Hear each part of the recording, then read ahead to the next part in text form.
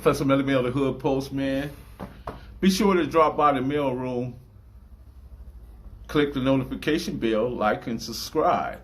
So when this dope content hit, it'll feel like the 1st and the 15th. And Bamm know what the 1st and the 15th, man, because we in here with my favorite guy today, man. He's smiling, he's very entertaining, he's charismatic, and he got let's put it like this here, man.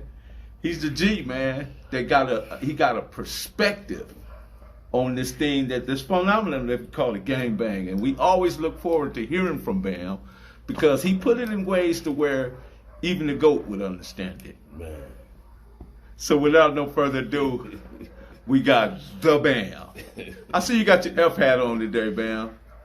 Yeah, this was a gift from my homeboy Bamm, man. Right. So I got to wear it when it's appropriate to wear it. So explain to us who Bone is. Bone is one of my little homies, like my little nephew or my little brother. Uh-huh. His daddy and his uncle, the bully, Craig Metcalf, raised me. And I got what I'm saying, his other uncle, Craig Metcalf. Craig had hands like the bully and LaSalle. Craig Metcalf? Craig Metcalf. Okay. Had hands like the bully. Okay. He was like a fatigueness. He was fatigued though, but he had a squabble that was out there. Man, tilt that head down a bit, Bamm, so they can get a bar at F, man. You know what I mean? I don't want them to miss that opportunity. There's no missed opportunities over here, Bamm. I like that. But yeah, Craig raised me. I remember one time we was gambling. We was at Bodine house. In Bodine, there was road though. We gambling. I'm a young dude. I'm like 18. I'm breaking up the crap game, man. But I'm shit while I'm breaking this crap game. And Craig fired on me. Let it be known, Bamm, stop talking shit, right? And Greg Cross did just, man, look at the little homie. I was walking to my car. Craig called me. He said, come here, little nigga. I said, I'm good. He hugged me, let me know he still had love for me. And I continued breaking the crap game. About a week later, he told me why he fired on me. I said, nigga, you was finding some teas, nigga. And you know how to find them. But he didn't bust you out, though. No. He ain't bust me out. He respected my game. That's what made him mad. He respected that game. Because whenever I shot dice, I fired some cheese, man. I kept some cheese, man. You feel me? I ain't just go downtown to get no takers. I went and got some cheese. So those who don't understand the terminology T, explain, Bamm. They crooked dice. They got the third dice. Sometimes I might go to a dice game with Melly Mel. He gonna let me pass 3 times. Then he gonna fade me and take that third dice from me. When he fade me, he gonna catch the dice and slip the other regular dice up in that game. That's fine tees, y'all. And that's what I was known for, fine tees and weights, man. You know, that's what I was known for. This week I put up a numerous of pictures. Tootie Reese, Big Money Keno. You think Keno ever fired tees, man? Hell yeah, before he really became who he was. Keno was like my daddy. They was like brothers. And I never knew this till I had the father and son talk with my daddy. Not the birds and bees talk, the father and son talk, that man to man talk. Because my daddy loved to gamble, right? And Keno used to say, big money take little money. Because I've been in a dice game and seen this dude lose 50,000. And make a phone call and somebody deliver a briefcase full of money, he'll break up the whole motherfucking joint, right? But when I first started seeing Keno gambling, Melly Mill, it scared me, man, because I was scared to bet $20 on a straight four. And I seen this man bet 10,000 on a straight four. Dice is a gang of confidence. And Keno let you know, man, he was way out. Keno, man, he coming to break. Why they call him way out? Because he kept money and it's the way he bet it. He gonna bet the whole pool table. Let me tell you my experience with Keno, right? I used to live in the Hillview Apartments off of Vermont and El Segundo. Yeah. Right there, behind it was the Executive Inn, and there was a Denny's, and there was an Arco. Oh. So my balcony overlooked the Executive Inn. I used to see Keno. I imagine they was going there doing all-nighters in the Executive Inn, right? Yeah. But what caught my attention about Keno, he had this big old mustache, you know. That was signature Keno right there, right? But this man had a Cadillac in every damn color. Man. I would see him in a white one. I would see him in a burgundy one. I would see him in a yellow one, you know. And they were all this, you know what I mean, new Cadillacs. They weren't old, they were brand new. Yeah. Yeah. So the legend himself, the iconic Keno, man, way out. Nobody ever really knew where he got his money from, but he had plenty of it. Yeah. But I'll tell you a thing, man, and I learned this later on, man. There's a guy, and I'll talk about him later on, but his name is Papa Earl. Yeah. Papa Earl, man. Red Earl, man. The bankroll. They used to call him the bankroll. But anyway, we'll get back to that, Bamm. But what I want to do today, Bamm, so there's a lot of things that's occurring in the city of Compton, Bamm. And that's my father. That was Keno Potton. That's in the player's choice right there. Wow. See that mustache, huh? Wow. My dad and Keno was I couldn't partners. put it up. Put it up there, Bamm. Put the picture up there. Yeah, my father and Keno was partners. They called my daddy 00 up in them boogie joints. So there's a lot going on in the city of Compton, right? And a lot of times, if you look at the city of Compton, Bamm, it is a reflection of the people that live there. Without a doubt. So the reflection is, when you go in Compton, dilapidated buildings, that was never like that in the 60s, and 70s, and 80s. There's abandoned homes. There's streets, the streets are just literally tore up with potholes and, you know. Blame that on the bad Compton. But I'm saying this to say that the city, the way it looks, is a reflection of the thinking that's going on in the city of Compton, right? Exactly. So, days ago, a couple of days, I had the opportunity to talk with Volcano. Volcano brother, Ron Bamm. Him and his son was shot. Yeah, that's sad. They were shot, okay? Son is 8-year-old. They was gathering fruit. Ron he's a businessman. He has the Made in Compton store, you know, and he's been there for, anybody can go there and buy mugs, t-shirts, rags, whatever, hoodies, everything. He has an assortment of everything. It's all about Compton, right? Even the tour bus that comes from different countries and then various places. His brother is a tour guide, Volcano, and he brings the tourists through there. And they get a chance to experience Compton. Yeah. And that's a good thing. But I'm saddened by all this chaotic thinking. Bamm, the city of Compton, when it comes to blood and tears, yeah, it can feel its own ocean. It can make its own ocean. For real. You know. And I want you to give you, from the OG perspective, I want you to give your perspective now. Go ahead. Hey, Compton look like a war zone, man.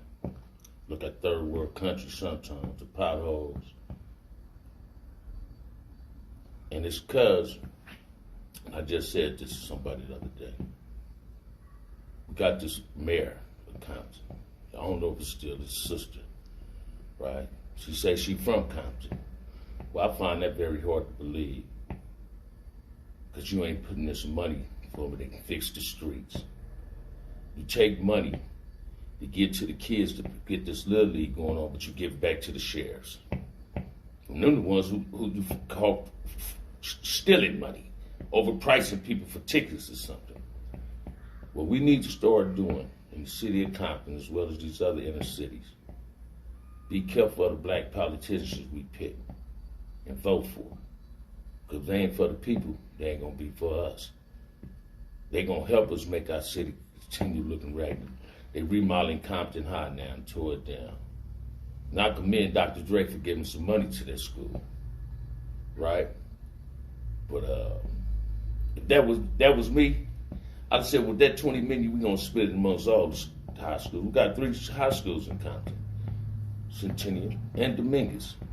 We knew a lot of schools need to be remodeled and painted. They need to hire some of these black contractors in the city of Compton, so they can go and start making them some money and hire inner city kids, teach them a trade, hire grown men that want to work but can't find a job. Compton is a reflect of me, so wherever I go, if I say I'm from Compton, the first thing they'll do is give up a negative look like, whoa, you from that place? But Compton, I grew up in Compton. Compton is the hub city. The hub is a beautiful city, man, but it don't look beautiful no more. We got, like you say, vacant houses, toe-down buildings. So I say this to every entrepreneur out there that got some money. Go get Jay-Z 444 and listen to and see what he say. Let's start buying our businesses in our own communities. Let's start rebuilding our own community. Let's stop shouting and let's really be about it. Let's all stampede to City Hall, the city meetings they call. You know what I mean? And demand something. Because we go in there as a whole, our demands don't get granted. They don't get granted in the conversation in the backyard. You know, and that's what we got to learn how to do, man. We got to learn how to stick together as a unit. Bam. We got to stop trying to be fly and start living fly. For real. That's what we got to do. We got to stop trying to be fly and live fly. You couldn't have said it no better, Melly Mill. You couldn't have said it no better. You feel me? And it's a sad thing because you got people older than me and you that don't want to leave the city of Compton. But they being forced to leave because of the way it's looking. And I don't blame them. Who want their child to live up in this community like that now? But if we rebuild Compton, get to own some businesses in our community, safeguard our community, police our community, not like police, but police our community. Implement a code of conduct. Exactly. And bring down the gang violence, Compton's gonna be the city everybody gonna want to live in, man. It's the hub, man. The hub. I'm gonna say that the hub. The hub. The hub. Me and Bamm right here, we're Compton ready, right? Because the hub represent, if you go to the right, you go to the airport. You go to the north, you run downtown LA. You go to the south, you run into the beach. You go to the east, you run into Disneyland. But Compton sits directly in the middle of all those things. You're within 5, 10, 15 minutes. For everything. For everything. Exactly. We got I'm gonna represent the CPT to the day I leave this earth, man. Like you say, Melly Mill, I got to stay Compton ready, man. I must stay Compton ready. Even my thinking. I ain't had too many bad experiences in Compton. I had more good experiences than I had bad. Right? But Compton is not a bad city. It's not. Compton's not a bad city. It's a lot of good people, wonderful people living in our city. I know people that got businesses in Compton. I commend my homie Volcano. I commend my homie Grady Jenkins for having this business out there. I commend my homie Black having a barber shop. My brother-in-law, Cigar Lee, is trying to keep his family business going, Mom's Burgers. You know what I mean? I commend people like that ain't leaving the city trying to get rid of their businesses and get somewhere else. Look at Sam from Lantana. He got the barbecue stand. You know what I mean? There's countless of brothers in Compton that have businesses. So we got to, like I throw an invite out to any black dude in Compton that own houses and need them painted. I ain't gonna charge you no more than $4,000 to paint your house, and I ain't gonna go no less than $2,500. I mean, right, to paint your house. It's Bamm Affordable Painting. I'm willing to. That's what Bamm Affordable Painting is directed for my community. Cause I ain't trying to get in your pocket. I'm just trying to make your house look better than it did before. So we got to learn how to. That means you committed to beautifying the city, Bamm. Exactly. You know what I mean? And that's what we got to start doing. You know what I mean? Let's show them the beauty of Compton instead of the ugliness of Compton. You understand what I'm saying? The streets are undefeated, Bamm. Well, we can make the mayor fix them streets. We just got to go and... You know what I'm saying about the people? They don't understand. If you think about the violence and everything, there are many losses. Yes, it is. I'm going back to the bloodshed and the tears shed. But the streets itself is undefeated. Yeah. The streets ain't lost to nobody. Nobody. You're absolutely right on that. We got to... I'm just speaking in general for Compton now, man. We got to find a cure to cure gang violence in the city of Compton. Because I'm pretty sure Our parents didn't bury a lot of us, Melly Mill, to gang violence. But our generation, that's parents, is burying their kids due to gang violence. We got to figure something out to stop that. Guess what, man? When our parents moved to Compton, what was they moving there for? For a better life. There it is, there. Feel me? For a better And life. that's what it was meant to be. Better life. It was upper middle class. Feel me? Very nice home. Man. Very manicured lawns. Right. And Swimming pools in some of the back Yeah. doors. We just went to the park because we just wanted to go see somebody else. Right. You feel me? So I understand what you're saying. And we got the, and man, we can't get stuck in the time zone. What do you mean? We can't, it's 2021, man, 2021. So you're saying we still living in the 90s? Yeah, some people living in the 90s and the 80s. You can't, hey, check this out, man. You can relive your past by being successful. So I don't want no 1-bedroom house. I want a 4-bedroom house. I want the house I grew up in. That's vision. You feel what I'm Seeing saying? things bigger. Exactly, and that's what we got to do. That's why I love a lot of young homies, especially my young homies that I feel got their head What do we on. need to do with them young homies? Because a lot of them is misguided and misdirected, and they information poor, Bam. What Well, can we do about that? As a G, it's our responsibility that we know anything about businesses, that we start pulling the young homies and teach them how to invest their money. Because I got young homies that give me input on how to invest now. How we get past the mistrust, though? The trust and the loyalty issues. Trust and loyalty is earned like everything else. Mm-hmm. You feel me? I mean, don't get me wrong. They say keep your enemy close and your friend whatever. I believe your friend and the enemy is the same as one. Only difference is what's said, what's done. Right? I don't need to keep my enemy close. I need to keep my friend close. You got a choice on who you choose as your friend. Everybody that advocate they're your friend is not your friend. I'm a firm believer, man. Just because you see everybody doing something don't make it right. Exactly. You feel me? So your friend is a dude that's gonna tell you when you're wrong and gonna commend you when you're right. Because he don't want to see you fail. Because he's not failing. Is that what our relationship built on, Bam? For sure. Watch this, man. There you go. There go them tears. I feel my eyes getting watered. Our friendship is based on some, Melly Mill, from a gangbanger's point of view to a grown man's point of view.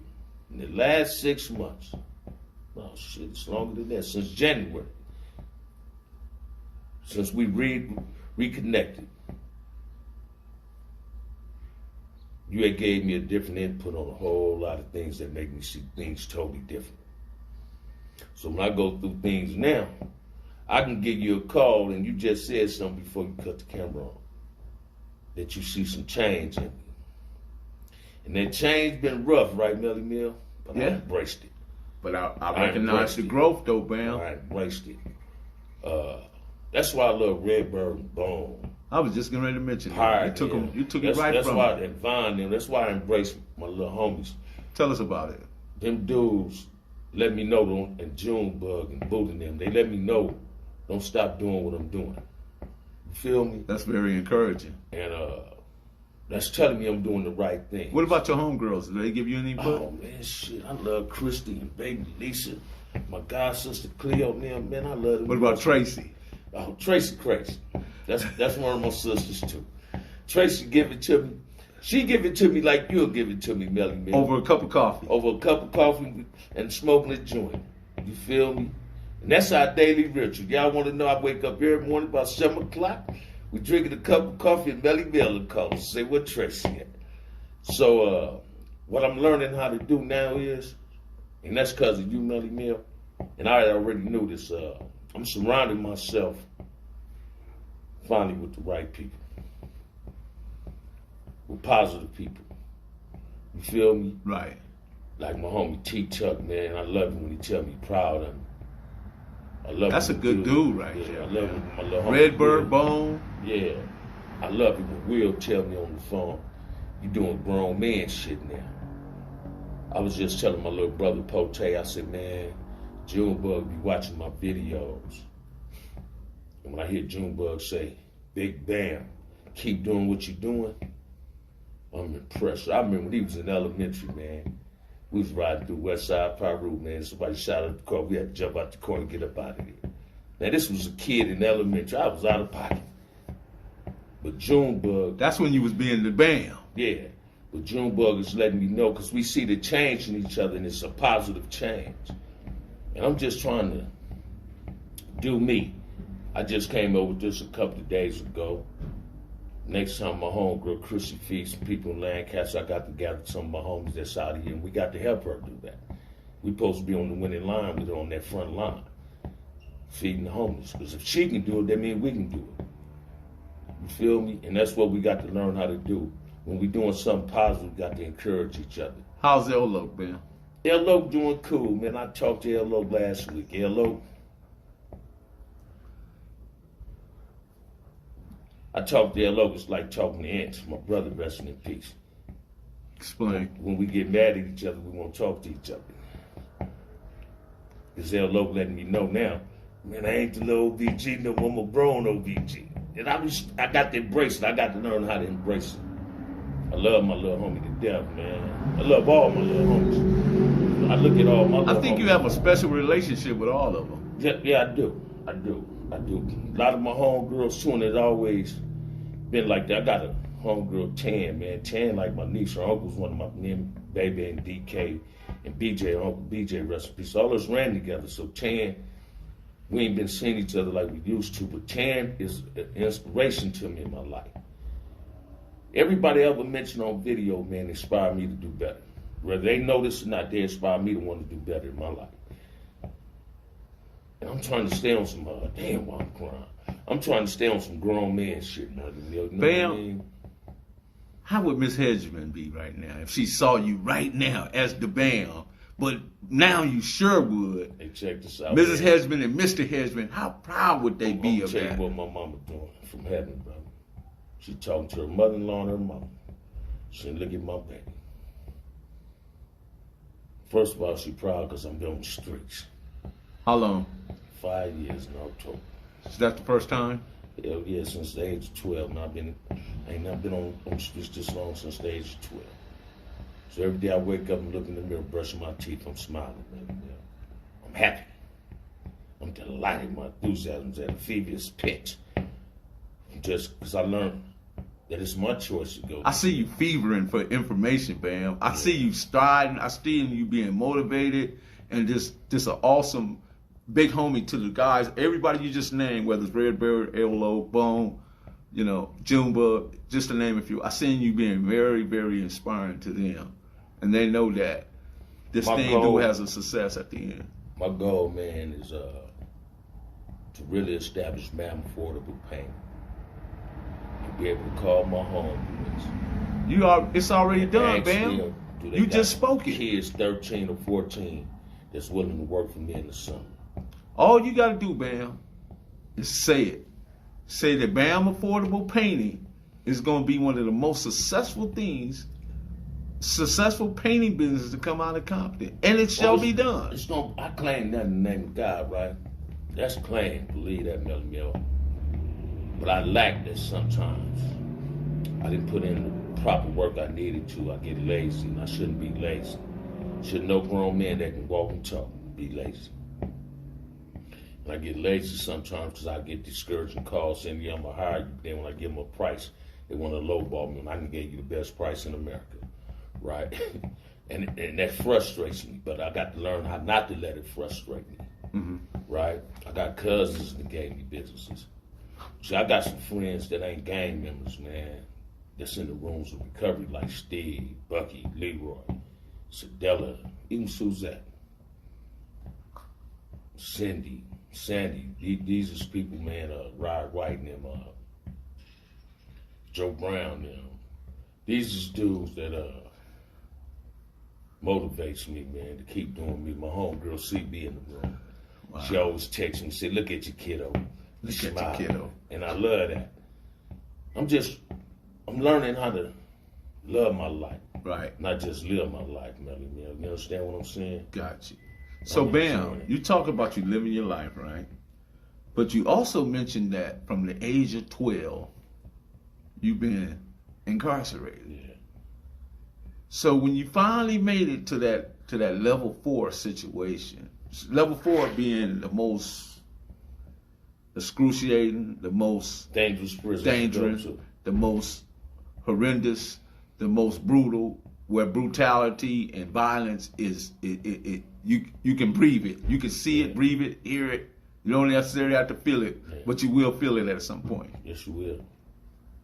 How was that experience on your mental? Low-key made me sure of Melly Mel. Explain.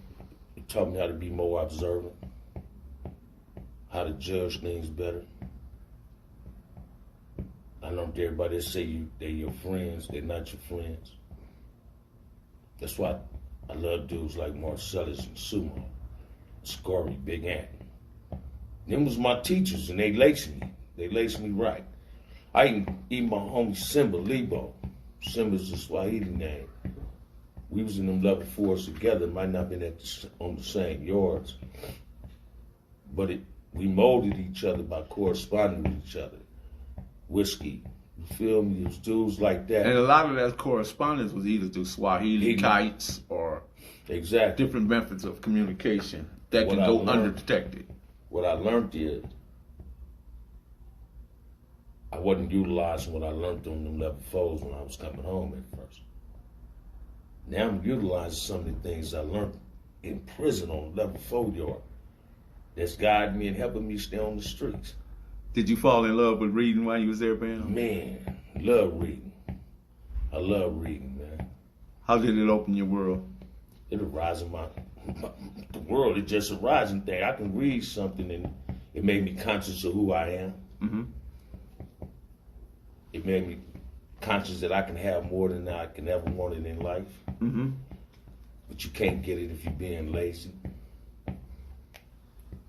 That in order to make your dream reality, you got to want reality to become your dream.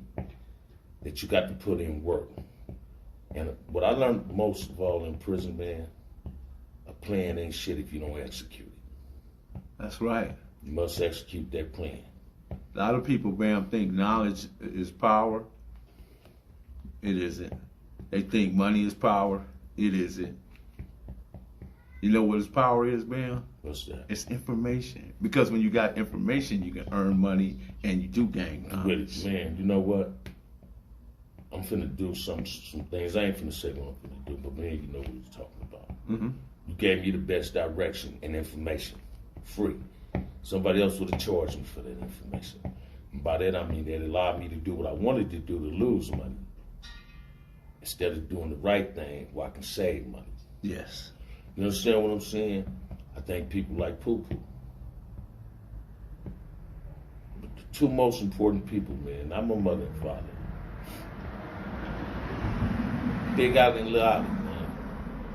So I ain't just where they from? Nutty Block. These are my big cousins. How was they so inspirational to you, Bamm? Because they was on me. Big Alley and Raymond was real tight. Raymond Washington. Yeah, they was on me. They was on me, man. I did a video about 3 weeks ago, and I had to call Big Alley.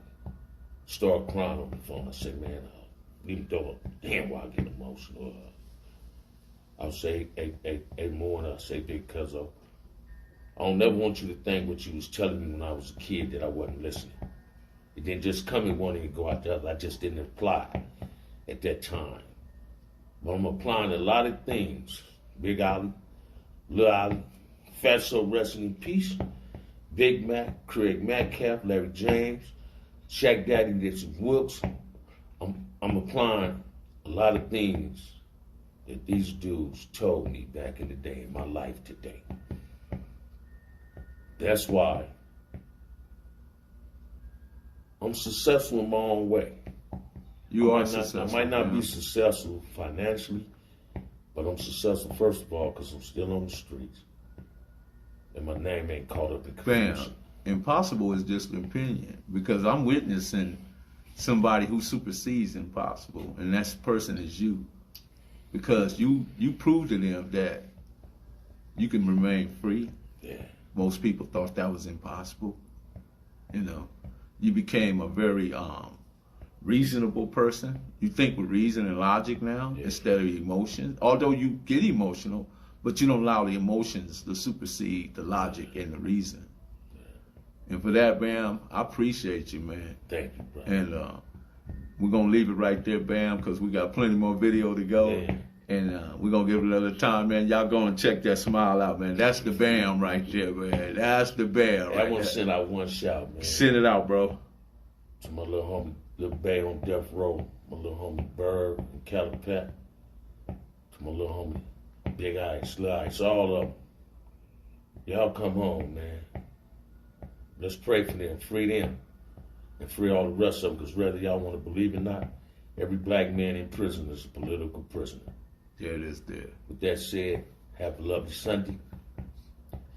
And Enjoy y'all Labor Day. There you go. Professor Melly Mill, the Hood Postman. Be sure to stop by the mail room, because the mail room is sorting right now. All the mail is flying out. Y'all just heard it from the Bamm. He's sending out their messages, man. The postman will deliver. Be sure to like, subscribe, and share, so when that dope content hit, it'll feel like the 1st and the 15th, man. And y'all know y'all used to be waiting on that 1st and 15th. We out, man.